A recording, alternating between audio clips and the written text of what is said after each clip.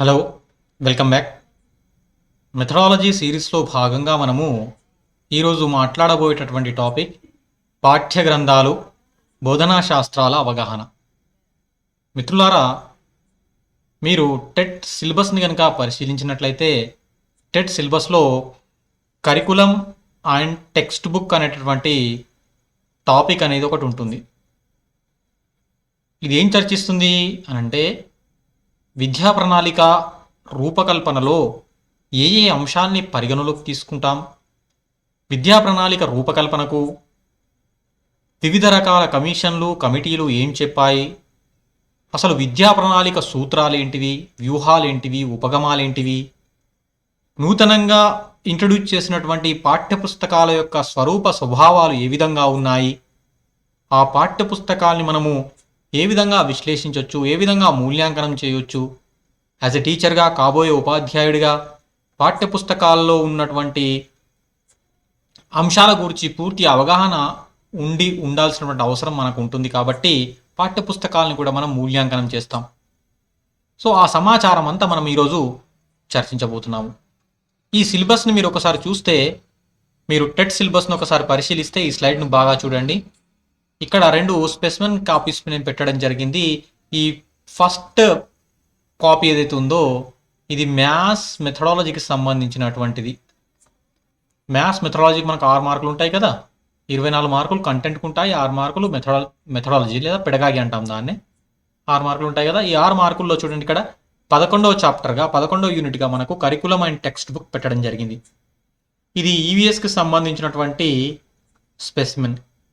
ఇక్కడ curriculum and it's transaction అని 4వ యూనిట్ ఉంది. ఈ 4వ యూనిట్గా ఈ చాప్టర్ని పెట్టడం జరిగింది.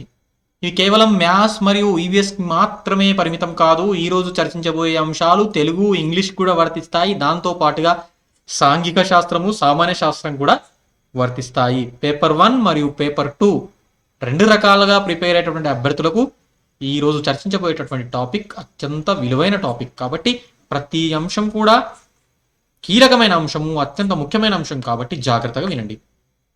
సో మనము ఈ టాపిక్ని ఒక వరుస క్రమంలో చర్చిస్తాము. ఫస్ట్ ఏం చర్చిస్తాము, జాగ్రత్తగా వినండి. ఫస్ట్ మనం చర్చించేది ఏంటి అంటే, కరికులం అంటే ఏందో చర్చిస్తాము. అంటే విద్యా ప్రణాళిక అంటే ఏందో మనం ఫస్ట్ చర్చిస్తాము.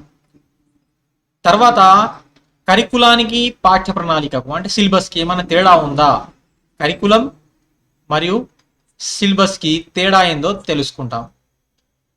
3వ అంశం మనం ఏం చేస్తాము, ఈ విద్యా ప్రణాళిక రూపకల్పనలో వివిధ రకాల కమిటీలు ఏం చెప్పాయి, ఏ కమిటీలు కమిషన్ల యొక్క నివేదికలను మనం పరిగణలోకి తీసుకొని మనం ప్రస్తుత పాఠ్య ప్రణాళికను లేదా విద్యా ప్రణాళికను రూపొందించామన్న విషయాన్ని 3వ భాగంలో చర్చిస్తాము. ఆ తర్వాత నెక్స్ట్ చాలా ఇంపార్టెంట్ ఇది, విద్యా ప్రణాళిక రూపకల్పనకు ఉపగమాలు ఉంటాయి, కొన్ని వ్యూహాలు ఉంటాయి, కొన్ని పద్ధతులు ఉంటాయి. వాటిని ఉపగమాలు, అప్రోచెస్ అంటాం. ఆ ఉపగమాల గురించి మనము ఈ భాగంలోనే చర్చిస్తాము. చివరిగా నూతనంగా పరిచయం చేయబడ్డటువంటి పాఠ్య పుస్తకాలు ఏవైతే ఉన్నాయో 1వ తరగతి నుంచి 8వ తరగతి వరకు, ఎడ్జిటి అభ్యర్థులు 1 నుంచి 8 తరగతి వరకు ప్రిపేర్ కావాలి కదా. 1 నుంచి 8వ తరగతి వరకు గల పాఠ్య పుస్తకాల యొక్క స్వరూప స్వభావాన్ని చర్చించిన తర్వాత ఆ పాఠ్య పుస్తకాన్ని మనం నిశ్చితంగా విమర్శనాత్మక దృష్టితో కొన్ని రకాలటువంటి రేటింగ్ స్కేల్స్ను ఉపయోగించి మూల్యాంకనం చేస్తాం. ఈ రేటింగ్ స్కేల్స్ కూడా చాలా ఇంపార్టెంట్. ఓకేనా, రైట్. పాఠాన్ని ప్రారంభిద్దాం. మరి ఫస్ట్ మనం చర్చించబోయేది కరికులం యొక్క నిర్వచనాలు. ఇక్కడ జాగ్రత్తగా చూడండి మిత్రులారా, కరికులం అనేటటువంటి ఒక ఆంగ్ల పదము కరీరే అనేటటువంటి ఒక లాటిన్ పదం నుంచి ఉద్భవించింది. కరికులం అనేటటువంటి ఆంగ్ల పదానికి మూల పదం ఏందండి, కరీరే. ఆ మూల పదం అనేది ఏ భాషా పదము, లాటిన్ భాషా పదం. మరి కరీరే అంటే అర్థమైంది అంటే మనం పయనించు మార్గము, ఒక నిర్దిష్టమైన దిశలో పయనించు మార్గము అని అర్థం చేసవచ్చు. కరీరే అంటే, కరీరే అనేది లాటిన్ భాషా పదము, కరికులం అనేటటువంటి ఆంగ్ల భాషా పదము ఈ కరీరే అనే లాటిన్ భాషా పదం నుంచే ఉద్భవించింది. ఇక కరికులాన్ని 3 శాస్త్రవేత్తలు నిర్వచించారు. చాలా చాలా విలువైన నిర్వచనాలు, జాగ్రత్తగా చూడండి. ఫస్ట్ నిర్వచనం కన్నింగ్హామ్ ఇచ్చింది. ఈ నిర్వచనాలు మనకు లేటెస్ట్గా పెట్టినటువంటి పుస్తకాల్లో లేవు. అయినప్పటికీ మనం కరికులం అని పదాన్ని అవగాహన చేసుకోకుండా కరికులం నిర్మాణం గురించి మాట్లాడడం అనేది అర్థం పర్థం లేనటువంటి చర్చ అవుతుంది. కాబట్టి మనం ఫస్ట్ తెలుసుకోవాల్సింది ఏంది, కరికులం అంటే ఫస్ట్ నిర్వచనాన్ని మనం తెలుసుకోవాలి. సో మిత్రులారా చూడండి, ఇక్కడ కరికులాన్ని కన్నింగ్హామ్ ఏ విధంగా నిర్వచించాడు, పాఠశాలలో నిర్ధారించిన లక్ష్యాలను ఉద్దేశాలను రూపుదిద్దేటట్లు చేయడానికి ఒక కళాకారుడిగా ఉపాధ్యాయుడు ఉపయోగించే సాధనమే కరికులం అంటున్నాడు. చూడండి, ఇక్కడ ఉపాధ్యాయుడిని కళాకారుడిగా మరియు కరికులాన్ని ఒక సాధనంగా అభివర్ణించాడు కన్నింగ్హామ్. విద్యార్థి ఒక శిల్పం అయితే ఉపాధ్యాయుడు శిల్పి, దాన్ని చెక్కేటటువంటి శిల్పి. మరి చెక్కాలంటే ఉలి కావాలి కదా, ఆ ఉలే కరికులంగా కన్నింగ్హామ్ ఇక్కడ అభివర్ణిస్తున్నారు అన్నమాట. ఎంత చక్కని నిర్వచనం కదా. తర్వాత చూడండి, ఆల్బర్టీ అనేటటువంటి మనోవైజ్ఞానికవేత్త ఇచ్చిన నిర్వచనం ఇక్కడ ఉంది. పాఠశాల విద్యార్థుల పురోభివృద్ధికి కల్పించేటటువంటి వ్యాసక్తులన్నీ కూడా, కృత్యాలన్నీ కూడా, పనులన్నీ కూడా విద్యా ప్రణాళిక అనిపించుకుంటాయని చెప్తున్నాడు. విద్యార్థుల పురోభివృద్ధికి పాఠశాలలో కల్పించేటటువంటి వ్యాసక్తులు, వ్యాసంగాలు, పనులు, కృత్యాలు అన్నీ కూడా కరికులంగా పిలవచ్చు అని ఆల్బర్ట్ నిర్వచిస్తున్నాడు. ఓకేనా. తర్వాత షామ్యుల్ అనేటటువంటి ఇంకొక విద్యావేత్త ఇచ్చిన నిర్వచనం గమనించండి. ఇక్కడ షామ్యుల్ ఏమంటున్నాడంటే, జాగ్రత్త విన నిర్వచనాన్ని, పాఠశాలలో, తరగతి గదిలో, గ్రంథాలయంలో, ప్రయోగశాలలో, వర్క్షాప్లో, కార్యశాలలో, తరగతి లోపల, తరగతి గది బయట విద్యార్థి ఉపాధ్యాయుల మధ్య జరిగేటువంటి పరస్పర ప్రతిచర్యల వల్ల విద్యార్థి పొందేటటువంటి మొత్తం అనుభవాల సమాహారాన్ని మనము విద్యా ప్రణాళిక నిర్వచించవచ్చు అని షాముల్ అంటున్నాడు. అంటే విద్యా ప్రణాళిక అంటే కేవలం తరగతి గదిలో బోధించేదే విద్యా ప్రణాళిక కాదు. విద్యా ప్రణాళిక అంటే గ్రంథాలయంలో పిల్లవాడేం చేయాలి, ప్రయోగశాలలో పిల్లవాడేం చేయాలి, ఆట స్థలంలో పిల్లవాడేం చేయాలి, అన్ని రకాలటువంటి కృత్యాలకు దిశానిర్దేశనం చేసేదే పాఠ్య ప్రణాళిక అని షామ్యుల్ అభిప్రాయం. దానివల్ల విద్యార్థి పొందేటటువంటి అనుభవాలు ఏవైతే ఉంటాయో ఆ అనుభవాల మొత్తం సమాహారాన్ని విద్యా ప్రణాళికగా నిర్వచించాడు, కరికులంగా నిర్వచించాడు షామ్యుల్. సో ఇది కరికులానికి సంబంధించిన నిర్వచనాలు. నెక్స్ట్ మనం ఏం మాట్లాడతామంటే, ఇక్కడ ఒక విషయాన్ని మనం మర్చిపోయాం. ఏంటి ఆ విషయం చర్చించేదంటే, పాఠ్య ప్రణాళికకు విద్యా ప్రణాళికకు తేడా ఏందో మాట్లాడతాం. పాఠ్య ప్రణాళిక అంటే ఏంది, సిలబస్ ఇంగ్లీష్లో చెప్పాలంటే. విద్యా ప్రణాళిక అంటే ఏంది, కరికులం. పాఠ్య ప్రణాళిక అంటే కేవలం పుస్తకాల్లో ఉన్నటువంటి పాఠ్య గ్రంథాల్లో ఉన్నదాన్ని మనం సిలబస్ అని పిలుస్తాం. కానీ విద్యా ప్రణాళిక అలా కాదు కదా. పాఠ్య పుస్తకాలతో పాటు పాఠ్యేతర కార్యక్రమాలు, సహపాఠ్య కార్యక్రమాలు, బడి బయట, బడి వెలుపల, ఆట స్థలంలో, ప్రయోగశాలలో చేసేటటువంటి ప్రతి కృత్యం కూడా విద్యా ప్రణాళికగా మనం నిర్వచించవచ్చు. ఓకేనా. రైట్. ఇప్పుడు చూడండి, ఇక్కడ రెండింటి మధ్య తేడా తెలుసుకున్నారు కదా. రైట్. ఇప్పుడు నెక్స్ట్ మనం చర్చించాల్సింది పాఠ్య గ్రంథాల రూపకల్పనలో పరిగణలోకి తీసుకున్న నివేదికలు ఏంటివి, కొత్త పాఠ్య పుస్తకాలు ఏవైతే ఉన్నాయో ఈ కొత్త పాఠ్య పుస్తకాల నిర్మాణంలో పరిగణలోకి తీసుకున్న అంశాలు ఏంటివి ఒకసారి చర్చిద్దాం. రాజ్యాంగ నిబంధనలు 73, 74 సవరణలు ఏవైతే ఉన్నాయో ఈ సవరణల్లో పేర్కొన్నటువంటి కొన్ని అంశాలని మనము ఇక్కడ తీసుకోవడం జరిగింది. ఈ 73, 74 రాజ్యాంగ సవరణలు ఏముంది అంటే, స్థానిక సంస్థల గురించి కానివ్వండి, అధికార వికేంద్రీకరణ గురించి కానివ్వండి, లేదా విద్యను మనము రాష్ట్ర జాబితా నుంచి ఉమ్మడి జాబితాకు మార్చాం కదా, అట్లాంటి విషయాలు ఇక్కడ ఉంటాయన్నమాట. స్థానిక ప్రభుత్వాలకు సంబంధించిన విషయాలు ఇక్కడ ఉంటాయి. స్థానిక ప్రభుత్వానికి ఇచ్చినటువంటి అధికారాలు ఇక్కడ ఉంటాయి. గ్రామ పంచాయతీ అధికారాలు కావచ్చు, మండల పరిషత్, జిల్లా పరిషత్ల అధికారాలు కావచ్చు, అవన్నీ ఇక్కడ ఉంటాయన్నమాట. ఆ అంశాలు అక్కడ వాళ్ళు ఇచ్చినటువంటి సూచనలు కూడా మనం సిలబస్ నిర్మాణంలో తీసుకోవడం జరిగింది. తర్వాత సెకండరీ విద్యా కమిషన్, దీన్ని మనం మొదలియార్ కమిషన్ అంటాం కదా, 1952-53లో వచ్చింది. ఈ మొదలియార్ కమిషన్ కూడా కొన్ని సిఫార్సులు చేసింది విద్యా ప్రణాళిక ఏ విధంగా ఉండాలో, దాన్ని కూడా మనం పరిగణలోకి తీసుకుంటాం. తర్వాత రెండవ జాతీయ విద్యా విధానం 1986 ఇచ్చినటువంటి అంశాలను కూడా మనం పరిగణలోకి తీసుకుంటాం. ప్రొఫెసర్ యశ్పాల్ కమిటీ చెప్పినటువంటి నివేదిక ఏదైతుందో దానికి ఏం పేరు, ఇంతకుముందే చెప్పాను కదా నేను, భార రహిత అభ్యసన నివేదిక ప్రొఫెసర్ యశ్పాల్ ఇచ్చింది.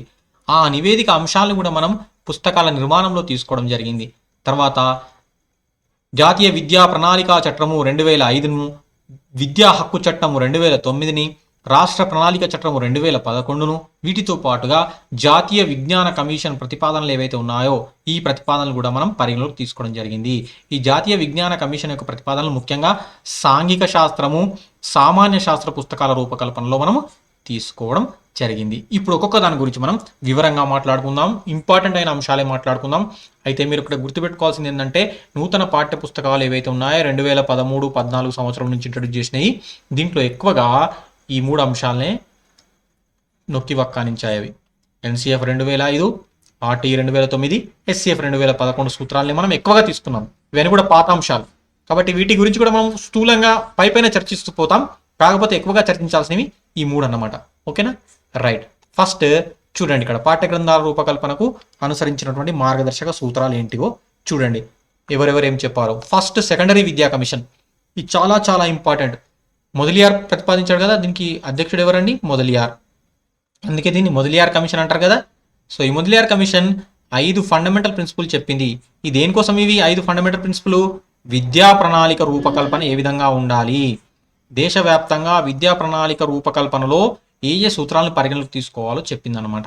సో ఫస్ట్ అనుభవ సాకల్య సూత్రము. విద్యార్థి యొక్క నిజ జీవిత అనుభవాలకు దగ్గరగా ఉండాలి పాఠ్య ప్రణాళిక రూపొందించబడ్డ పాఠ్య ప్రణాళిక. తర్వాత వైవిధ్యాలు సామ్యతా సూత్రాన్ని పాటించాలి. ఏంది వైవిధ్యత సూత్రం అంటే? సామ్యతా సూత్రం అంటే ఏంది? భారతదేశం అనేది రకరకాల సంస్కృతి, సంప్రదాయాలు, భాషలతో కలకలలాడేటటువంటి దేశం, విలసిల్లినటువంటి దేశం. మరి అట్లాంటి దేశంలో ప్రతి 100 కిలోమీటర్లకు ఒకటి భాష మారిపోతూ ఉంటుంది, ఆచార వ్యవహారాలు మారిపోతాయి, సంస్కృతి సంప్రదాయాలు మారిపోతుంటాయి కదా. కాబట్టి ఆ భిన్నత్వం ఏదైతే ఉందో, ఆ డైవర్సిటీని దృష్టిలో పెట్టుకొని ఆ భిన్నత్వాన్ని ప్రతిబింబించే విధంగా, ఆ వైవిధ్యతను కాపాడే విధంగా సిలబస్ రూపకల్పన చేయాలి అంటాడు. అంతేకాదు ఆ వైవిధ్యత మాయలో పడి సామ్యత సూత్రాన్ని మర్చిపోవద్దు. దేశవ్యాప్తంగా కూడా ఒకే రకమైన ప్రణాళిక ఉండాలి. అంటే ఒకే రకమైన ప్రణాళిక అంటే పశ్చిమ బెంగాల్లో చదివేటటువంటి, వెస్ట్ బెంగాల్లో చదివేటటువంటి విద్యార్థికి, కేరళలో చదివేటటువంటి విద్యార్థికి ఒకే రకమైన సిలబస్ ఉండాలి. అందుకే ఎన్ఈపి 1986 ఏం చెప్పింది? 80% ఏమో జాతీయంగా అన్ని అంశాలు సమానంగా ఉండాలి, 20% స్థానిక అంశాలకు ప్రాధాన్యత ఇవ్వాలని చెప్పింది కదా. సో అదే సూత్రం ఇక్కడ చెప్తున్నాడు మొదలియార్ కూడా. వైవిధ్యతతో పాటు సామ్యత కూడా ఉండాలి. దేశవ్యాప్తంగా ఒకే రకమైనటువంటి సమరూపత, సారూప్యత ఉండే విధంగా డిజైన్ చేయాలి. ఓకేనా? కాబట్టి వైవిధ్యత ఎంత ఇంపార్టెంటో సామ్యత కూడా అంతే ఇంపార్టెంట్. తర్వాత సామాజిక జీవితంతో సహసంబంధం ఉండాలి. అవునా? సామాజిక జీవితానికి దగ్గరగా ఉండాలి. వాడు పాఠశాలలో నేర్చుకున్నటువంటి అనుభవాలను నిజ జీవితంలో ఉపయోగించే విధంగా ఉండాలి. విరామకాల వినియోగ శిక్షణ సూత్రం. విరామకాలంలో తాను పొందినటువంటి జ్ఞానాన్ని వినియోగించే విధంగా, తగిన విధంగా శిక్షణ ఇచ్చే విధంగా పాఠ్య ప్రణాళిక ఉండాలి. విషయ అంత సంబంధాల సూత్రము. మనం బోధించేటువంటి విషయాలు ఏవైతే ఉంటాయో ఆ విషయాలు పరస్పర సంబంధం ఉండే విధంగా, వాటి మధ్య ఉన్నటువంటి సంబంధాన్ని ఉద్ఘాటించే విధంగా పాఠ్య ప్రణాళిక ఉండాలి. సాంఘిక శాస్త్రం ఉంది. సామాన్య శాస్త్రంతో దానికి ఉన్న సంబంధం ఏంటి, భాషతో దానికి ఉన్నటువంటి సంబంధం ఏంది, గణితంతో దానికి ఉన్నటువంటి సంబంధం ఏంది, నిజ జీవితంతో దానికి ఉన్నటువంటి సంబంధం ఏంది. అంతేకాదు సాంఘిక శాస్త్రంలో ఉన్నటువంటి వివిధ శాఖలు ఉన్నాయి. చరిత్ర ఉంది. చరిత్రకు పౌరశాస్త్రానికి ఏమైనా సంబంధం ఉందా, భూగోళానికి ఏమైనా సంబంధం ఉందా, అర్థశాస్త్రానికి ఏ విధమైన సంబంధం ఉందా, ఆ సంబంధాలను వెలికి తీసే విధంగా, ఆ సంబంధాలను స్థాపించే విధంగా సమైక్యంగా పాఠ్య ప్రణాళిక రూపకల్పన జరగాలి అని విషయ అంత సంబంధాల సూత్రం మనకు చెబుతుంది. చాలా చాలా ఇంపార్టెంట్ అండి ఈ 5 సూత్రాలు. ఎవరు చెప్పారు ఇది? సెకండరీ విద్యా కమిషన్ 1952-53 చెప్పినటువంటి మూల సూత్రాలు. నెక్స్ట్ చూడండి, జాతీయ విద్యా విధానం 1986 చెప్పినటువంటి మౌలిక అంశాలు. వీటినే కామన్ కోర్ ఎలిమెంట్స్ అంటాము. ఈ కామన్ కోర్ ఎలిమెంట్స్ అనేటివి చాలా చాలా ఇంపార్టెంట్. ఇవి కూడా జాతీయ విద్యా విధానం చెప్పింది. ఇది common core elements. 10 common core elements. చాలాసార్లు పరీక్షల్లో వీటి గురించి అడిగాడు. ఎన్ని ఉన్నాయి? 10 సూత్రాలు ఉన్నాయి. ఇవి ప్రతిబింబించే విధంగా పాఠ్య ప్రణాళిక రూపకల్పన జరగాలి. దాంట్లో ఫస్ట్ భారతదేశ స్వాతంత్ర ఉద్యమ చరిత్ర. దీన్ని మన పాఠ్య ప్రణాళికలు తీర్చాలి. విద్యా ప్రణాళికలో రాజ్యాంగ హక్కులు, బాధ్యతలు, జాతీయ సమైక్యతా భావన, భారతీయ సాంస్కృతిక వారసత్వ సంపద, సమానత్వం, ప్రజాస్వామ్యం, లౌకికత్వం, స్త్రీ పురుష సమానత్వం, పరిసరాల పరిరక్షణ, సామాజిక అసమానతల తొలగింపు, చిన్న కుటుంబ భావన, శాస్త్రీయ దృక్పథాన్ని పెంపొందించడం. ఈ 10 సూత్రాలు మీకు నోటికి రావాలి. నిద్రలో నుంచి లేపి అడిగినా చెప్పేటట్లు మీరు సిద్ధం కావాలి. ఈ 10 సూత్రాలు మొదలియార్ కమిషన్ చెప్పినటువంటి 5 సూత్రాలు. ఓకేనా? ఇవి ఏం సూత్రాలు? ఇవి విద్యా ప్రణాళిక రూపకల్పనలో ఆయా కమిషన్లు ఇచ్చినటువంటి సూచనలు, సిఫార్సులు. నెక్స్ట్ మనం చర్చించాల్సింది ఎన్సిఎఫ్. చాలా ఇంపార్టెంట్. ఎన్సిఎఫ్ 2005 గురించి మనం సమగ్రంగా చర్చిస్తూ ఒక వీడియో కూడా చేసాం. సో ఇక్కడ కొన్ని గైడింగ్ ప్రిన్సిపల్స్ ఉన్నాయి. 5 గైడింగ్ ప్రిన్సిపల్ చాలా చాలా ఇంపార్టెంట్. దీని మీద ఖచ్చితంగా ఒక బిట్ వచ్చే అవకాశం ఉంది ఈ టెట్ 2021లో. చూడండి, ఈ 5 సూత్రాలు చాలా చాలా ఇంపార్టెంట్. ఏం చెప్తున్నాయి 5 సూత్రాలు? ఎన్సిఎఫ్ చెప్పినటువంటి గైడింగ్ ప్రిన్సిపల్, బయటి జీవితాన్ని, జ్ఞానాన్ని మన బోధనతో అనుసంధానం చేయాలి. పాఠశాల జీవితాన్ని బయటి జీవితానికి అనుసంధానం చేసే విధంగా మన బోధన ఉండాలి. తర్వాత రెండో చూడండి, బట్టి విధానాన్ని, కంఠస్థ పద్ధతుల్ని దూరం చేయాలి. మన బోధన నుంచి వీటిని దూరం చేయాలి.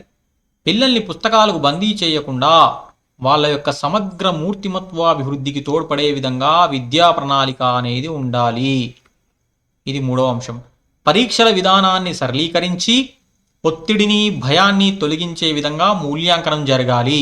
ఇది 4వది.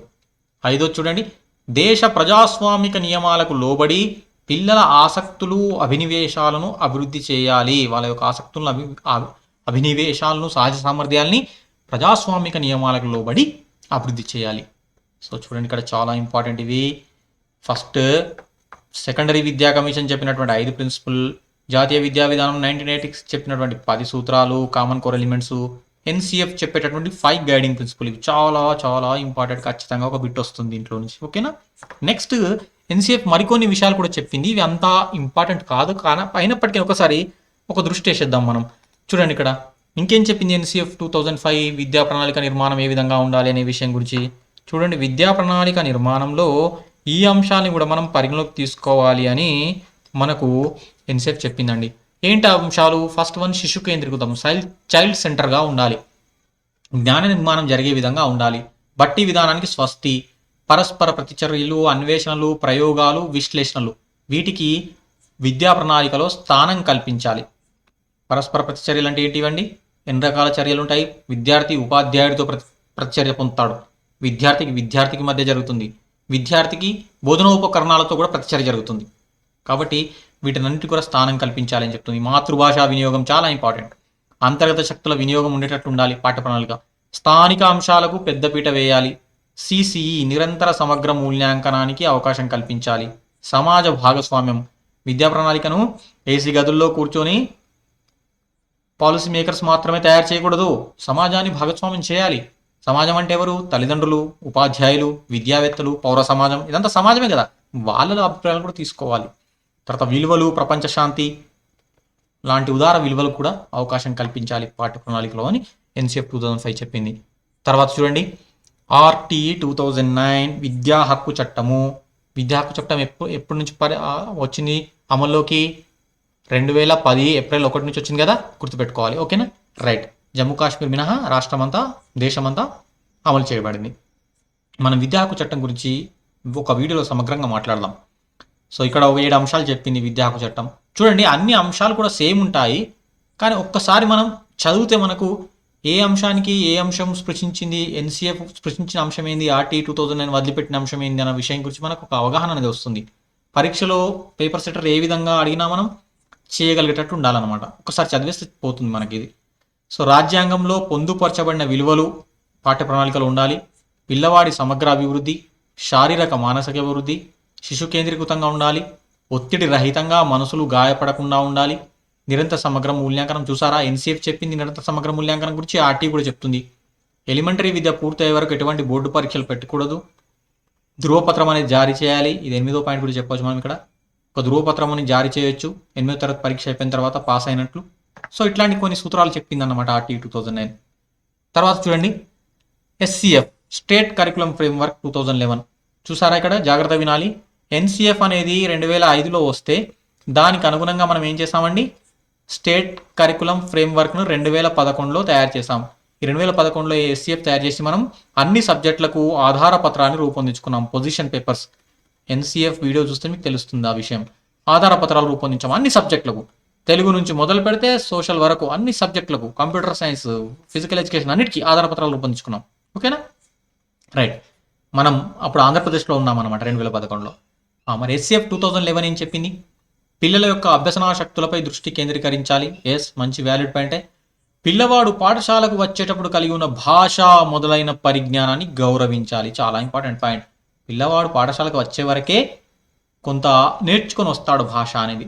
అవునా? ఇది లేటెస్ట్ వాదాలు. ఇంతకుముందు వచ్చినటువంటి పురాతన సాంప్రదాయ వాదాలు ఏం చెప్తాయంటే వాడు టేబుల్ ఆరాజా, శూన్య ఫలకం, వాడి మెదడు ఖాళీ ఫలకతో సమానం, ఏముండదు వాని దగ్గర, మనమే నింపాలి సర్కంతా అనేది పాత సిద్ధాంతం. ఇప్పుడు ఎలా కాదు, కొత్త సిద్ధాంతం ఏం చెప్తుంది? జ్ఞాన నిర్మాణాత్మకవాదం. వాడు కొన్ని సహజ సామర్థ్యాలతో కొంత నేర్చుకొని వస్తాడు బయట. అవునా? దాన్ని గౌరవించాలి ఆ భాషను అంటుంది. బయటి జీవితాన్ని, జ్ఞానాన్ని మన బోధనతో అనుసంధానం చేయాలి. సేమ్ పాయింటే.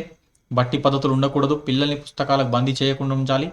పరీక్షల విధానాన్ని సరళీకరించి అసెస్మెంట్ ఆఫ్ లెర్నింగ్ మాత్రమే జరపకుండా అసెస్మెంట్ ఫర్ లెర్నింగ్, అభ్యసనం జరిగిన తర్వాత మూల్యాంకనం జరపడం కాదు, అభ్యసనం జరపడం కోసం కూడా మూల్యాంకనం జరపాలి అభ్యసనానికి ముందు అని చెప్తుందన్నమాట. ఇది ఇంపార్టెంట్. సామాజిక నిర్మాణాత్మకవాదం, సోషల్ కన్స్ట్రక్టివిజం వైగట్స్కి ప్రతిపాదించింది. ఓకేనా? దాన్ని పరిగణలోకి తీసుకోవాలి. ఇష్యూ బేస్డ్ కరికులం, అంశాల వారి పాఠ్య ప్రణాళిక లేదా సమస్యాధారిత పాఠ్య ప్రణాళిక, విమర్శనాత్మక బోధన, క్రిటికల్ పెడగాలి. ఇది చాలా ఇంపార్టెంట్. ఈ 3 పాయింట్స్. ఈ 3 పాయింట్స్ని NCF కానివ్వండి, RT కానివ్వండి మెన్షన్ చేయలేదు. SCF మెన్షన్ చేసింది. సోషల్ కన్స్ట్రక్టివిజం గురించి, ఇష్యూ బేస్డ్ కరికులం గురించి, క్రిటికల్ పెడగాగ్ గురించి. ఓకేనా? ఈ అంశాలు మీరు దృష్టిలో పెట్టుకోవాలి. పిల్లలు భాషా సంస్కృతులను తరగతి గది ఆచరణలో భాగం చేయాలి. స్థానిక భాషకు ప్రాధాన్యతనివ్వాలి అని SCF చెప్పడం జరిగిందండి. ఇవి SCF చెప్పినటువంటి పాఠ్య ప్రణాళిక సూత్రాలు. నెక్స్ట్ చూడండి, ఇక్కడ నుంచి చాలా ఇంపార్టెంట్. ఇప్పుడు ఏం చేస్తామంటే మనం ప్రతి సబ్జెక్టుల వారీగా అంశాలని చర్చిస్తూ పోతాం. గణితం, సాంఘిక శాస్త్రం, సామాన్య శాస్త్రం, పరిసరాల విజ్ఞానం. ఈ 4 అంశాలు ఏ విధంగా ఉన్నాయి, మనం వాటిలో ఆ మెథడాలజీలో చెప్పినటువంటి పాఠ్య ప్రణాళిక నిర్మాణ సూత్రాలు ఏంటి, విద్యా ప్రణాళిక వ్యవస్థీకరణ ఉపగమాలు ఏంటివో మనం చర్చిస్తాం. అసలు విద్యా ప్రణాళిక వ్యవస్థీకరణ ఉపగమం అంటే ఏంది అంటే సిలబస్ ఉంటుంది బుక్లో. ఏ అంశాన్ని పెట్టాలి, ఏ అంశాన్ని పెట్టకూడదు, ఒకవేళ పెట్టబడిన అంశాన్ని మనం తార్కిక క్రమంలో ఏ విధంగా అమర్చాలి, ఏ స్థాయిలో పెట్టాలి, ఏ సూత్రాలు, ఏ మనోవైజ్ఞానిక సూత్రాలను అనుసరించి వాటిని పెట్టాలి ఇత్యాది విషయాల గురించి చర్చించేవే ఉపగమాలు. అంటే సిలబస్ను ఫ్రేమ్ చేసేటటువంటి విధానాల గురించి చర్చించేవే ఉపగమాలు. విద్యా ప్రణాళిక వాటిని వ్యవస్థీకరణ ఉపగమాలు అంటాం. మనకు మ్యాథ్స్లో 3 రకాల ఉపగమాల గురించి చర్చించాడు. సింపుల్గా చెప్పుకోవాలంటే విషయ కేంద్రీకృత ఉపగమం అని, ప్రవర్తనావాద ఉపగమం అని, జ్ఞాన నిర్మాణాత్మకవాద ఉపగమం అని చెప్తాం. మీరు గనక సైకాలజీలో అభ్యసనా సిద్ధాంతాలు గనక విని ఉంటే మనం చేసినవి, ఇది సులభంగా అర్థమవుతుంది మీకు. విషయ కేంద్రీకృత ఉపగమంలో ఏం చేస్తామంటే మనం విషయానికే పెద్దపీట వేస్తాం. విషయానికి పెద్దపీట వేస్తాం. గణితం ఉంది, 1 నుంచి 8వ తరగతి వరకు సిలబస్ను రూపకల్పన చేసే బాధ్యత నాకు ఇచ్చారు. నేను పాలసీ మేకర్ని. నేనేం చేస్తాను, ఏ అంశాన్ని పెట్టాలి, ఎలా పెట్టాలి, దీని గురించి ఆలోచిస్తాను తప్ప దాన్ని ఎలా ఇంప్లిమెంట్ చేయాలి, విద్యార్థుల స్థాయి కానీ, ఉపాధ్యాయులు భాగస్వాములు చేయాలా వద్దా అన్న విషయం గురించి కానివ్వండి, విద్యార్థుల యొక్క మానసిక సామర్థ్యాలు కానివ్వండి, ఏమీ పట్టించుకోమండి. ఇక్కడ జస్ట్ సమాచారాన్ని చొప్పించడమే మన పని. దాన్ని విషయ కేంద్రీకృత ఉపగమం అంటాం. మనం మొత్తం దృష్టి అంతా సిలబస్ మీద ఉంటుంది. ఏ సిలబస్ని తీసుకురావాలి, ఎక్కడి నుంచి తీసుకురావాలి, దీని గురించి ఆలోచిస్తాం అన్నమాట. ఇది పాత విధానం. ఓకేనా? అంటే 1970 దశకంలో ఈ విధంగా ఉండేటివి పాఠ్య పుస్తకాలు మన దగ్గర. మీకు విషయం తెలుసా, 1970లో మనకి ఏ విధంగా ఉండేది అంటే maths, general maths, composite maths అనేది ఉండేది. సామాన్య గణితము, సంయుక్త గణితం అనేది. ఈ సంయుక్త గణితం ఇది 8వ తరగతి తర్వాత ఆప్షనల్ తీసుకోవాలి 9th. జనరల్ మ్యాథ్స్ అనేది అందరికీ ఉండేది. కాంపోజిట్ మ్యాథ్స్ అనేది ఎవరైతే ఇంటర్మీడియట్లో మ్యాథ్స్ చదవాలనుకుంటారో వాడే తీసుకోవాలి. అవసరం ఉంటే తీసుకోవచ్చు, ఇష్టం లేకపోతే తీసుకోకూడదు. అట్లా ఆ సిస్టమ్ ఉండేదన్నమాట. తర్వాత దాన్ని మార్చేసి 1980 నుంచి మనకు హయ్యర్ సెకండరీలో ఉన్నటువంటి కొన్ని అంశాలని తీసుకొచ్చి పెట్టారు మ్యాథ్స్లో. ప్రమేయాలు కావచ్చు, త్రికోణమితి కావచ్చు. అప్పుడు చిన్న క్లాస్లో ఉండేటివి కావు 9th 10th ఇంటర్మీడియట్ సిలబస్ అది. ఇప్పుడు 9th 10th కనిపిస్తుంది అది మనకు. ఓకేనా? రైట్, ఇక్కడ చూడండి. నెక్స్ట్ ప్రవర్తనావాదం. ఈ ప్రవర్తనావాదం ఏం చెప్పింది అంటే విద్యార్థి జ్ఞాన స్వీకర్త, ఉపాధ్యాయుడు జ్ఞాన ప్రసారకర్త. వీడు జ్ఞానాన్ని భిక్ష పెడుతుంటాడు, వాడు భిక్ష తీసుకుంటుంటాడు. దట్స్ ఆల్, అంతే. ఉద్దీపన ప్రతిస్పందన. అవునా? వాడికి విద్యార్థికి వాడి యొక్క నేపథ్యం కానివ్వండి, వాడి యొక్క మానసిక సామర్థ్యాలు కానివ్వండి, ఏవి పరిగణలోకి తీసుకోదు ఈ ప్రవర్తనవాదం అనేది. ఇది కూడా సాంప్రదాయవాదమే.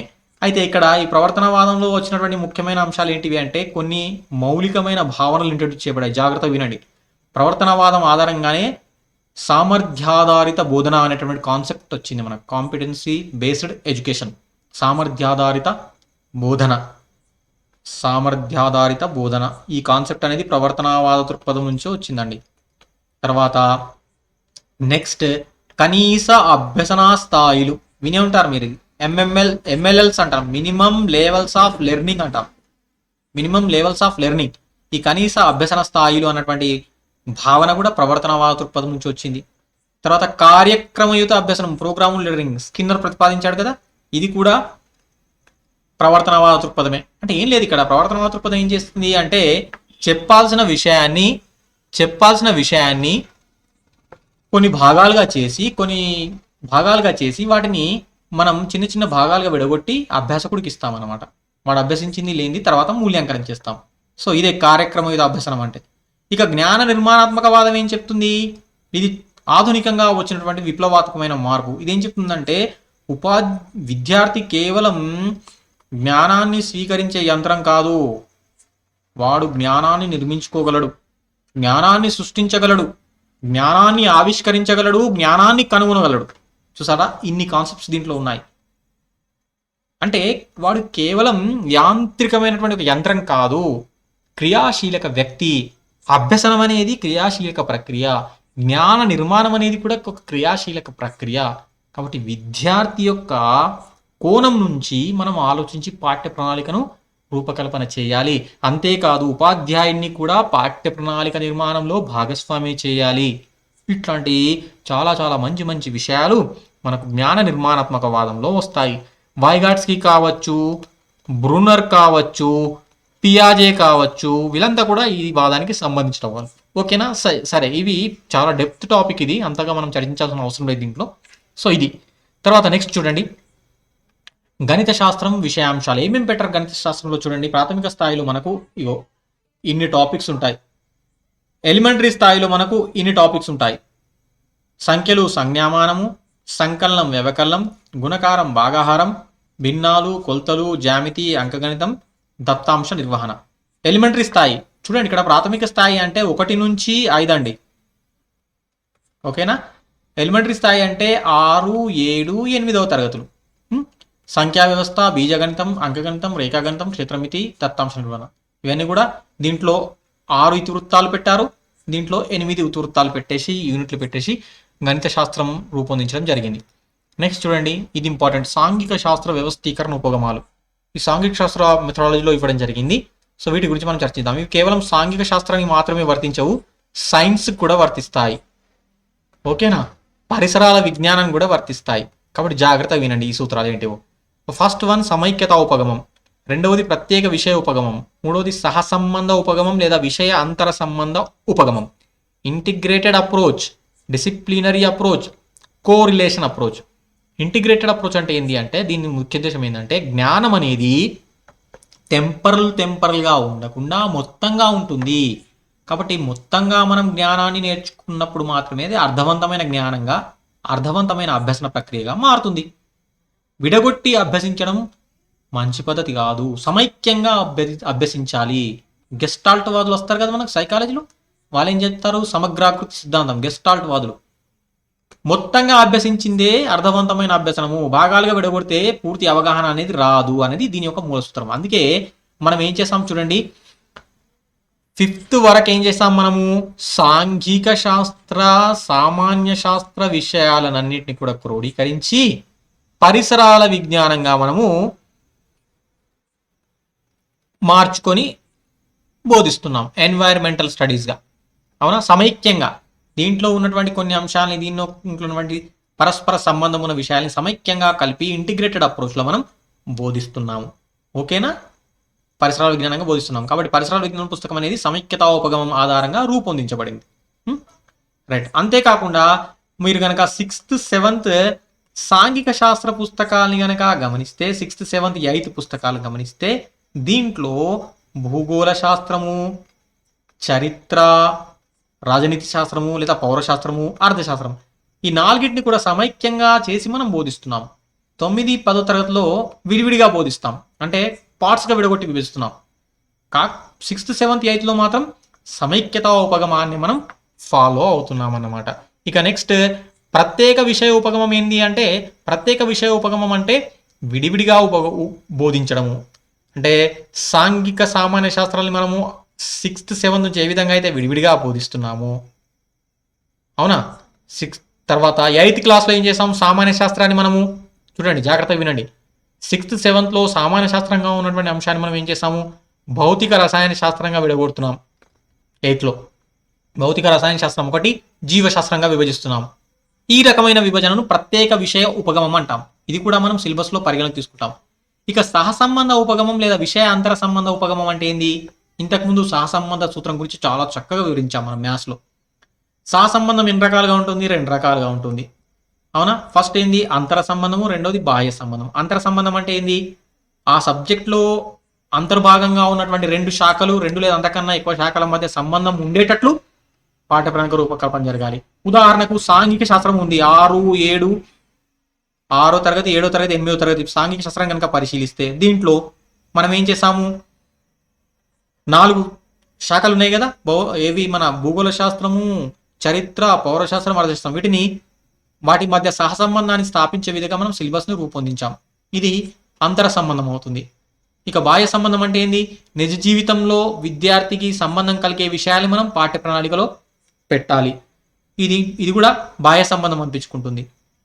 ఇంకా బాహ్య సంబంధంలో ఉదాహరణ ఏంటి? గణితం ఉంది, గణితాన్ని తెలుగుతో జోడించి బోధించడం. గణితంలో ఉన్న అంశాలను తెలుగులో వస్తాయా రావా? వస్తాయి. ఎందుకు రావు? సందులు, సమాసాలు, యతిప్రాసాలు ఇవన్నీ కూడా గణితంలో రిలేటెడ్ ఉన్న అంశాలు కదా. కాబట్టి ఆ సహసంబంధాన్ని స్థాపించాలి. తర్వాత బాహ్య సంబంధం 2 రకాలుగా ఉంది, నిజ జీవిత సంబంధం ఒకటి, వేరే సబ్జెక్టులతో ఒకటి. ఇక అంతర సంబంధం కూడా 2 రకాలుగా ఉంటుంది. అంతర సంబంధం అంటే ఒక సబ్జెక్ట్లో ఉన్నటువంటి వివిధ శాఖల మధ్య సంబంధం, ఒకే శాఖలో ఉన్నటువంటి వివిధ అంశాల మధ్య సంబంధం. ఒకే శాఖలో ఉన్న వివిధ అంశాలు అంటే ఏంటివండి? చూడండి, ఇప్పుడు ఇక్కడ ఉదాహరణకి అంకగణితం తీసుకుందామండి. అంకగణితంలో మనకు ఏమొస్తాయి? భిన్నాలు వస్తాయి, నిష్పత్తులు వస్తాయి, ఇంకేమొస్తాయి? శాతాలు వస్తాయి. ఇవన్నీ కూడా అంకగణితం టాపిక్సే. ఒకదాంతో ఒకటి సంబంధం ఉన్నాయా లేవా? ఉంటాయి, అవునా? దీన్నే అంతర సంబంధం, సహసంబంధం అంటాం. ఈ విధంగా ఈ బాహ్య సంబంధము, అంతర సంబంధంని దృష్టిలో పెట్టుకుని సిలబస్ని కనుక రూపొందిస్తే దాని సహసంబంధ ఉపగమం, విషయ అంతర సంబంధ ఉపగమం అంటాం. వీటితో పాటు మరికొన్ని ఉపగమాలు కూడా ఉన్నాయి. చూడండి, ఇక్కడ ఏకకేంద్ర ఉపగమము. ఏకకేంద్ర ఉపగమం అంటే దీన్ని ఒక పిక్చర్ ద్వారా మనం అర్థం చేసుకోవచ్చు. చూడండి, ఒకే కేంద్రం గల వృత్తాలని ఏకకేంద్ర వృత్తాలు అంటారు. పటం అంతా క్లారిటీగా లేదు, కానీ అర్థం చేసుకోండి. ఇక్కడ నేను 3 వృత్తాలు గీసాను. దీని యొక్క కేంద్రం ఇది, ఈ 2వ వృత్తం, ఇది 1వ వృత్తం, ఇది 2వ వృత్తం, ఇది 3వ వృత్తం. ఈ 3 వృత్తాల కేంద్రం ఇదే ఈ మధ్యలో, అవునా? అయితే ఇక్కడ ఏం చేస్తామంటే ఏకకేంద్ర ఉపగమంలో మనం ఏం చేస్తామంటే బోధించాల్సిన అంశాన్ని మనము భాగాలుగా విడగొట్టేసి దాన్ని కాఠిన్యత క్రమంలో అమర్చేసి కాఠిన్యత స్థాయిని బట్టేసి, అంటే క్లిష్టత నుంచి సరళం నుంచి క్లిష్టత వరకు, ఓకేనా? ఫస్ట్ ఈజీ చెప్తాం, తర్వాత హార్డ్ ఉన్న అంశాలను అమర్చేసి దిగువ స్థాయిలోనేమో సరళమైన అంశాలను పరిచయం చేస్తూ స్థాయి పెరుగుతున్న కొద్దీ కఠినమైన అంశాలను మనం బోధిస్తూ పోతాం. అంటే ఒక భావన అనేది దిగువ తరగతిలో పరిచయం చేయబడి అది ఏమవుతుందంటే తరగతి పెరిగే కొద్దీ దాని యొక్క విస్తృతి అనేది పెంచుతూ పోతాం అన్నమాట. ఇదే ఏకకేంద్ర ఉపగమం. ఉదాహరణకి భిన్నాలు అనేటటువంటి భావన ఉంది. ఇది మనం 4వ తరగతిలో పరిచయం చేసి ఆ విధంగా 7వ తరగతి వరకు లాగుతాం. 4వ తరగతిలో సింపుల్ బేసిక్స్ ఉంటాయి, 7వ తరగతి పోయేసరికి కాఠిన్యత స్థాయి అనేది పెరుగుతూ పోతుంది అనమాట. ఇది ఏకకేంద్ర ఉపగమం. అయితే ఏం చేస్తాము, ఇప్పుడు వాడు 4వ తరగతిలో నేర్చుకున్న తర్వాత భిన్నాలు 5వ తరగతిలో కూడా నేర్చుకుంటాడు కదా, చాలా గ్యాప్ వస్తుంది, సంవత్సరం అయిపోతుంది, మర్చిపోతాడు కదా. అయితే ఈ భావన 5వ తరగతిలో మళ్ళీ తిరిగి బోధించే కన్నా ముందు మనం దాన్ని పునర్విమర్శ చేస్తాం. ఒకసారి రివైజ్ చేసి మళ్ళీ బోధిస్తాం అనమాట. ఇక వర్తులాకార ఉపగమం, స్పైరల్ అప్రోచ్. ఇదేంటంటే ఇక్కడ చూడండి, ఈ పటం ద్వారా మనం దీన్ని అర్థం చేసుకోవచ్చు. ఈ విధంగా స్పైరల్ అప్రోచ్, ఇది స్ప్రింగ్ లాగా. దీనికి పెద్ద తేడా ఏమి ఉండదు. సేమ్ భాగాన్ని బోధించే విషయాన్ని తీసుకొని దాని భాగాలుగా విడగొడతాం, కాఠిన్యత క్రమంలో అమర్చి విద్యార్థుల స్థాయిని బట్టి మనం వాటిని పరిచయం చేస్తూ పోతాం అనమాట. అయితే దీనికి తేడా ఏంటంటే, దీనికి తేడా కాల వ్యవధి చాలా ముఖ్యం. ఇది దీనికి 1 సంవత్సరం కాల వ్యవధి ఉంటే దీనికి 2-3 నెలల కాల వ్యవధి ఉంటుంది అనమాట. 2-3 నెలల్లో మనం పరిచయం చేసేస్తాం. ఇప్పుడు ఇక్కడ భిన్నం అనే భావన 4 తరగతుల్లో పరిచయం చేస్తాం. చేసిన తర్వాత వెంటనే 3-4 నెలల గ్యాప్ ఇచ్చేసి మనం ఏం చేస్తామంటే భిన్నాలు రకాల గురించి చెప్పేస్తాం మనకి. ఈ విధంగా ఇవి రెండు సేమ్ భావనల పరంగా, కానీ డిఫరెన్స్ ఎక్కడ చూపిస్తాయి? ఇవి టైం డ్యూరేషన్లోనే డిఫరెన్స్ చూపిస్తాయి అనమాట. ఓకేనా? ఇక అంశ ఉపగమం, శీర్షిక ఉపగమం, యూనిట్ అప్రోచ్. అంశాన్ని యూనిట్లుగా విభవడతాం. యూనిట్ అంటే ఏంది? ఇంతకుముందు చెప్పాను నేను. యూనిట్ అంటే ప్రస్టెన్ మాటలో ఏం చెప్పవచ్చు మనం? యూనిట్ అంటే ప్రస్టెన్ అటువంటి విద్యావేత్త నిర్వచిస్తున్నాడు. ఒకదానితో ఒకటి సంబంధం ఉన్నటువంటి ఒక సుదీర్ఘ విషయాన్ని, పరస్పర సంబంధం ఉన్నటువంటి సుదీర్ఘ విషయాన్ని యూనిట్ అంటాం మనం. అంటే అంశాలన్నీ, పరస్పర సంబంధం ఉన్న అంశాలను కూడా ఒక యూనిట్గా అమర్చేసి మనము బోధించడం అనమాట. టాపిక్ అప్రోచ్, శీర్షిక ఉపగమం అంటే ఏంటంటే ఇక్కడ బోధించాల్సిన అంశానంతా ఒకే స్థాయిలో బోధించేస్తాం, తిరిగి ఏ స్థాయిలో బోధించాం మనం. ఉదాహరణకు సంవర్గమానాలు అనేటటువంటి టాపిక్ ఉంది 9th క్లాస్లో. ఇది 9th క్లాస్లోనే బోధించి వదిలి పెడతాం, ఇక మరెక్కడ రాదు మనకి. ఓకేనా? రైట్. ఇక నెక్స్ట్ కాలానుగుణ ఉపగమం, క్రోనోలాజికల్ అప్రోచ్ అంటే ఏంది? కాలాన్ని అనుసరించి కాలంలో జరిగినటువంటి సంఘటనల ఆధారంగా మనం బోధిస్తూ పోతాం. ఉదాహరణకు చరిత్ర ఉంది. ఇప్పుడు భారతదేశ చరిత్ర. ఈ చరిత్రను మనము 3 భాగాలుగా విభజించుకుంటాం. ఏ విధంగా? ప్రాచీన భారతదేశ చరిత్ర, మధ్యయుగ భారతదేశ చరిత్ర, ఆధునిక భారతదేశ చరిత్ర. అవునా? ఈ విధంగా క్రోనలాజికల్గా కాలానుగుణంగా అమర్చుకొని బోధించడం అనేది కాలానుగుణ ఉపగమం. ఇక సమ్మిశ్రణ ఉపగమం, ఫ్యూజన్ అప్రోచ్ అంటే ఏంది? ఇక్కడ పేర్లో ఉంది మిశ్రమం. అన్ని ఉపగమాలను మన వెసులుబాటును బట్టి, వీలును బట్టి ఏది మంచిగా అనిపిస్తే దాని ఆధారంగా పాఠ్య ప్రణాళికను రూపొందిస్తే అది సమ్మిశ్రణ ఉపగమము అని పిలుస్తుంటాం మనం, ఫ్యూజన్ అప్రోచ్ అని పిలుస్తాం. ఓకేనా? సో ఇవి గుర్తుపెట్టుకోండి. ఇక నెక్స్ట్ సాంఘిక శాస్త్రం ఎలిమెంటరీ స్థాయిలో ఇతివృత్తాలు. ఇది చాలా ఇంపార్టెంట్ అండి. ఇంతకుముందు పాత పుస్తకాలకు ఇప్పుడున్న పుస్తకాలకి ఏంటి అంశం అంటే, ఇప్పుడు అన్నీ కూడా జాగ్రత్త గుర్తుపెట్టుకోవాలి, సమైక్య ఉపగమం ఆధారంగా రూపొందించబడ్డాయి. ఈ సమైక్య ఉపగమంలో ఏం చేస్తామంటే మనం బోధించాల్సిన విషయాలను ఇతివృత్తాలుగా విభజించుకున్నాము. థీమ్స్ అంటాం వీటిని. ఇతివృత్తాలు, థీమ్స్. మనకు ఎలిమెంటరీ స్థాయిలో ఉన్నటువంటి ఇతివృత్తాలు ఇవి. సాంఘిక శాస్త్రం ఎలిమెంటరీ లెవెల్లో అంటే 6th, 7th, 8th ఉంటుంది కదా, ఈ అంశాలను కవర్ చేస్తారు అక్కడ. భౌగోళిక వైవిధ్యము, ఉత్పత్తి వినిమయం, జనావాసాలు, పరిపాలన, రాజకీయ వ్యవస్థలు, మతం, సమాజం, సామాజిక సంస్థలు, అసమానతలు, అణగారిన వర్గాలు, సామాజిక ఉద్యమాలు, సంస్కృతి, సమాచారం, విపత్తు నిర్వహణ. చూసారా? ఈ 7 అంశాలని ఇతివృత్తాలుగా తీసుకున్నారు సాంఘిక శాస్త్రంలో. ఇక నెక్స్ట్ విజ్ఞాన శాస్త్రం విషయాంశాలు. చూడండి, విజ్ఞాన శాస్త్రంలో సేమ్ సమైక్యోపగమాన్నే అనుసరించారు. సమైక్యోపగమం అంటే ఏంది? అన్ని అంశాలను కలిపి బోధించడం, విడివిడిగా కాదు. ఓకే? 6-7 తరగతులకు సామాన్య శాస్త్రం ఉంది. అంటే దీంట్లోనే భౌతిక రసాయన శాస్త్రక అంశాలు, జీవశాస్త్ర అంశాలు ఉంటాయన్నమాట. 8వ తరగతిలో విభజించారు. భౌతిక రసాయన శాస్త్రం ఒక బుక్, జీవశాస్త్రం అనేది ఇంకో బుక్ చేశారనమాట. సో ఇదేమో ప్రత్యేక ఉపగమం, విషయ కేంద్రిత ఉపగమం, ఇది సమైక్య ఉపగమం. ఓకేనా? రైట్. 6-7లోనేమో సమైక్య ఉపగమం, ఇక్కడ విషయ కేంద్రీకృత ఉపగమాన్ని అనుసరించారు. నెక్స్ట్ చూడండి, ఇక్కడ భౌతిక శాస్త్రంలో 5 ఇతివృత్తాలు ఉన్నాయి, జీవశాస్త్రంలో 4 ఉన్నాయి. పదార్థాలు, కదిలే వస్తువులు, ప్రజలు, ఆలోచనలు, సహజ వనరులు, సహజ దృగ్విషయాలు, ఇవన్నీ కూడా భౌతిక శాస్త్రానికి సంబంధించిన ఇతివృత్తాలు. 5 ఇతివృత్తాలు ఉన్నాయి. ఇక ఆహారం, సజీవ ప్రపంచం, జీవులు వేటితో నిర్మితమవుతాయి, సహజ వనరులు అనేటివి జీవశాస్త్రానికి సంబంధించినటువంటి ఇతివృత్తాలు. నెక్స్ట్ చూడండి, ఇక్కడ విజ్ఞాన శాస్త్రంలో యూనిట్ నిర్మాణ క్రమం అనేది ఏ విధంగా ఉంది, ఒక యూనిట్ అనేది ఏ విధంగా పరిచయం చేయబడింది. ఫస్ట్ ఒక సన్నివేశాన్ని ఇస్తారు, ప్రారంభ సన్నివేశాన్ని ఇచ్చేసిన తర్వాత కృత్యాలు ఉంటాయి దాంట్లో. దీనికి అనుగుణంగా ఆలోచించండి, చర్చించండి లాంటి యాక్టివిటీస్ ఉంటాయి. మీకు తెలుసా అని కొన్ని అంశాలను పెడతాడు. అంటే ఆ అంశానికి రిలేటెడ్ ఉన్నటువంటి అదనపు సమాచారం అనమాట. శాస్త్రవేత్తల జీవిత చరిత్రలు కావచ్చు, ఇంకా అదనపు సమాచారం. ఒక ప్రయోగశాల కృత్యాలు ఉంటాయి అన్నమాట దీంట్లో.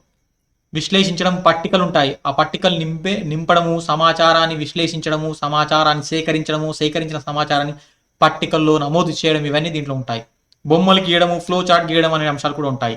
నమూనాలు తయారు చేయడము, ప్రదర్శించడం వంటి అంశాలు కూడా మన యూనిట్లో ఉంటాయి. వ్యక్తి చరిత్రలు, ఆవిష్కరణలు, ఉదాహరణకి ఇప్పుడు మనం కాంతి గురించి మాట్లాడేటప్పుడు రామానుజన్ గురించి చెప్పడము, మన సివి రామన్ గురించి చెప్పడము, ఓకేనా. పక్షుల గురించి మాట్లాడేటప్పుడు సలీం అలీ గురించి చెప్పడము. ఈ విధంగా అనుబంధంలో మనం ఈ అంశాలు ఉంటాయి. కీలక పదాలు, మనం ఏం నేర్చుకున్నాం, అభ్యసనాన్ని మెరుగుపరుచుకుందాం. ఈ విధంగా యూనిట్ నిర్మాణ క్రమం అనేది ఉంటుందండి. ఓకేనా, రైట్. నెక్స్ట్ చర్చించాల్సిన విషయం ఏంటంటే పాఠ్య గ్రంథాల విశ్లేషణ, మూల్యాంకనం. ఇది చాలా ఇంపార్టెంట్. ఇక్కడ నుంచి ఒక మార్క్ అనేది ఇంతకుముందు డిఎస్లో అడిగిండు. ఏంటి అంశాలంటే మనం పాఠ్య గ్రంథాన్ని మూల్యాంకనం చేస్తాం, టెక్స్ట్ బుక్ను.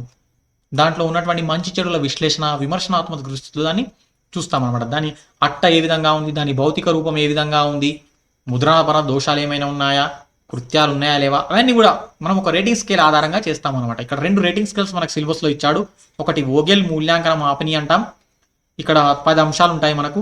రచయిత అర్హతలు ఏంటివి, నిర్వహణ ఏంటి, విషయం ఏ విధంగా ఉంది, విషయాన్ని హాజరుపరచడం ఏంది, ఖచ్చితత్వము, పఠనానుకూలత, అనుకూలనీయత, బోధనోపకరణాలు, వివరణ, చిత్రాలు, రూపం. ఈ విధంగా 10 అంశాలు పెట్టడం జరిగింది. దీంట్లో ప్రతి అంశానికి 2 మార్కులు ఉంటాయి. ఓకేనా. ఈ విధంగా మనము ఈ మూల్యాంకన మాపని దగ్గర పెట్టుకొని మనం ఒక బుక్ రివ్యూ చేస్తాం అనమాట. దీన్ని బుక్ రివ్యూ అంటాం, పుస్తక సమీక్ష అని అనవచ్చు మనం. ఓకేనా అండి. ఓకే, ఇది వోగెల్ మూల్యాంకన మాపనలో ఎన్ని అంశాలు ఉన్నాయి? 10. ఒక్కోదానికి ఎన్ని మార్కులు? 2 మార్కులు. ఎస్, ఇది ఇంపార్టెంట్. ఇక్కడ హంటర్ స్కోర్ కార్డ్ ఇక్కడ అడిగిండండి ఒక మార్క్ ప్రీవియస్ డిఎస్లో మనకు. ఎట్లా అడిగిండంటే హంటర్ స్కోర్ కార్డ్లో ఎక్కువగా ఏ అంశానికి పాయింట్లు కేటాయించారు, మనోవిజ్ఞాన శాస్త్రం ఆధారంగా బుక్ అనేది నిర్మితం అవ్వాలి అనే దానికి 300 మార్కులు ఇచ్చాడు పాయింట్లు. సో ఇదన్నమాట. ఇక్కడ కూడా ఈ హంటర్ స్కోర్ కార్డ్ దేనికోసం ఉపయోగిస్తున్నామని మనము బుక్ రివ్యూ కోసము, పుస్తక విశ్లేషణ కోసము, పాఠ్య గ్రంథాల విశ్లేషణ కోసం ఉపయోగిస్తాం. ఇక్కడ కూడా ఎన్ని పాయింట్లు ఇచ్చాడు? 1, 2, 3, 4, 5, 6, 7 పాయింట్లు ఇచ్చాడు. ఒక్కొక్క దానికి ఒక్కొక్క రకమైన పాయింట్స్ ఇచ్చాడు. ఎక్కువగా దేనికి ఇచ్చాడు? మనోవిజ్ఞాన శాస్త్ర ఆధారంగా పుస్తకం ఉందా లేదా, ఒకవేళ ఉంటే దానికి 300 మార్కులు. ఓకేనా. అతి తక్కువ దేనికి ఇచ్చాడు? బోధనలో ఉపయోగపడే విధానం, బోధనలో ఉపయోగపడుతుందో ఉపయోగపడతలేదా ఉపాధ్యాయుడికి, దానికి అతి తక్కువ పాయింట్స్ ఇచ్చాడు. చూసారా, ఇది గుర్తుపెట్టుకోండి. ఈ పాయింట్స్ అనేటివి చాలా చాలా ఇంపార్టెంట్ అనమాట. ఓకేనా. సో ఇది మనం పాఠ్య గ్రంథాల విశ్లేషణలకు 2 మాపనలు ఉన్నాయి, రేటింగ్ స్కేల్స్ మనకు ఉన్నాయి. ఒకటి వోగెల్ది, రెండవది ఏదండి? హంటర్. ఓకేనా.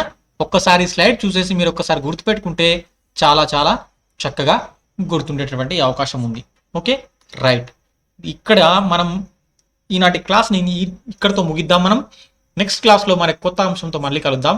సో సెలవు.